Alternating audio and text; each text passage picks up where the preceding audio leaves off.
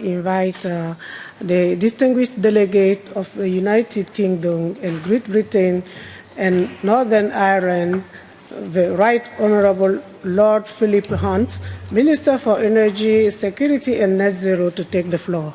Honourable, you have the floor. Thank you.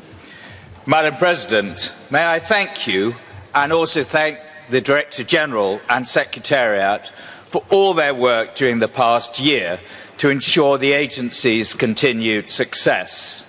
And on behalf of the new UK Government, I'm proud to confirm that nuclear power remains an essential part of our net zero energy security and clean power plans.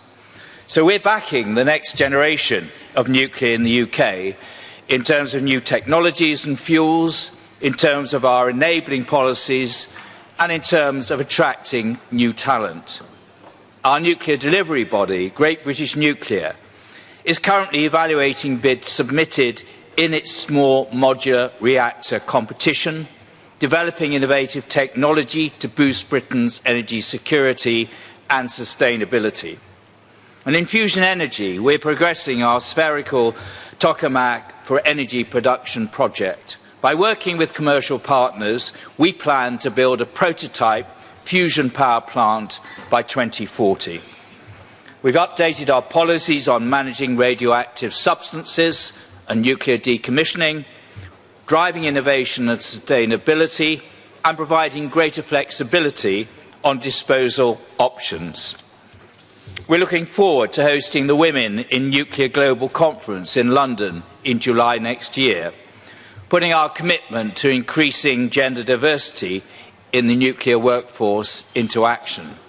And this year, we became the first European country to launch a commercial-scale high-assay low-enriched uranium, or HALO programme, with a landmark of £300 million funding, investing in domestic fuel cycle capabilities that will benefit not just the UK, but our allies too, while driving innovation and research.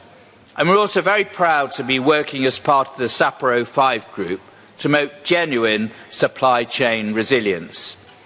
Because, as we see it, a carbon-neutral future depends on just a diversified nuclear fuel supply chain that is reliable and resilient, but also one that is free from political influence.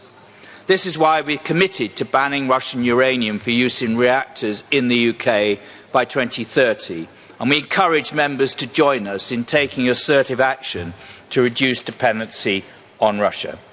Madam Vice President, while Russia's war in Ukraine continues, the UK is proud to have supported Ukraine and the IAEA to bolster safety and security at Ukraine's nuclear sites under increasingly difficult circumstances. Zaporizhzhia nuclear power plant remains inaccessible to the Ukrainian authorities due to Russia's illegal seizure and control. And we continue to call Russia to withdraw and hand control of the plant back to the competent Ukrainian authorities. And we do commend the IAEA's essential work in Ukraine, including the support and assistance mission, without which we would have no independent assessment of the situation at the plant. And the UK supports the DG's efforts to protect nuclear safety and security in Ukraine.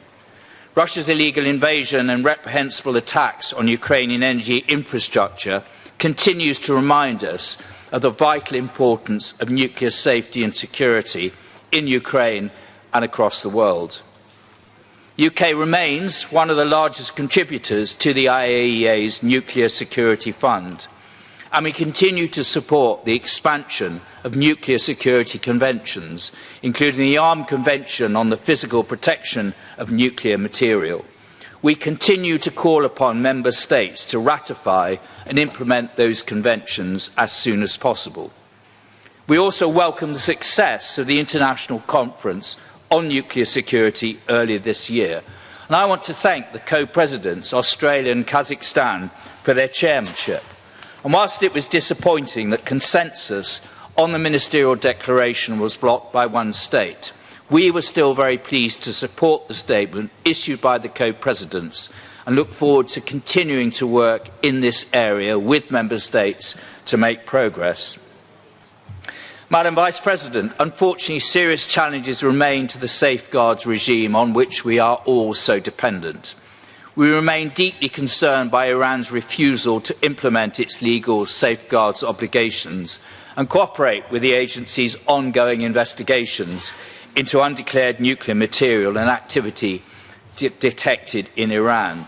Iran has failed to provide the IAEA with credible explanations for the material detected over the last 5 years.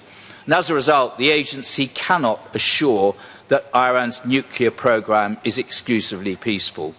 Separately, Iran continues to escalate its nuclear program to unprecedented levels. Its enriched uranium stockpile now exceeds 28 times the Joint Comprehensive Plan of Action limit, and Iran continues to produce high enriched uranium with no credible civilian justification. And we remain determined that Iran will never develop or acquire a nuclear weapon and committed to finding a diplomatic solution to this increasingly severe threat to international peace and security. Madam Vice President, the agency can continue to count on our full support in its efforts to strengthen the nuclear safeguard system, and we call on all countries that have not yet done so to agree and ratify comprehensive safeguards agreements, revise small quantities protocols and additional protocols. It is very important that IAEA can continue to act independently, apply its unique legal and technical authority, and negotiate safeguard arrangements with member states without interference or politicisation.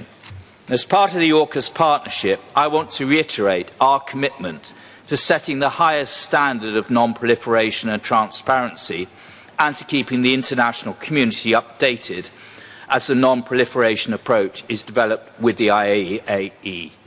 As DG Grossi confirmed to the Board in September 2022, naval nuclear propulsion was foreseen by the drafters of the Non-Proliferation Treaty. It was discussed during the negotiations to develop the Model Comprehensive Safeguards Agreement, resulting in the inclusion of specific mechanisms to enable states to pursue naval propulsion. Madam Vice President, the IAEA's contribution goes beyond safety, security and safeguards.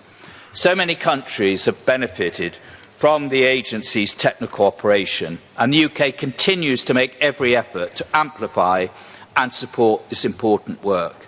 We look forward to November's ministerial meeting as an opportunity to celebrate progress and achievements of that programme, as well as looking forward to the SMR conference in October and the World Fusion Energy Group in November. We thank again the Secretariat and the Director General for providing these opportunities for further collaboration and offer them our wholehearted support. Madam President, thank you very much. I thank the Honourable Delegate from the United Kingdom of Great Britain and Northern Ireland for his statement, and now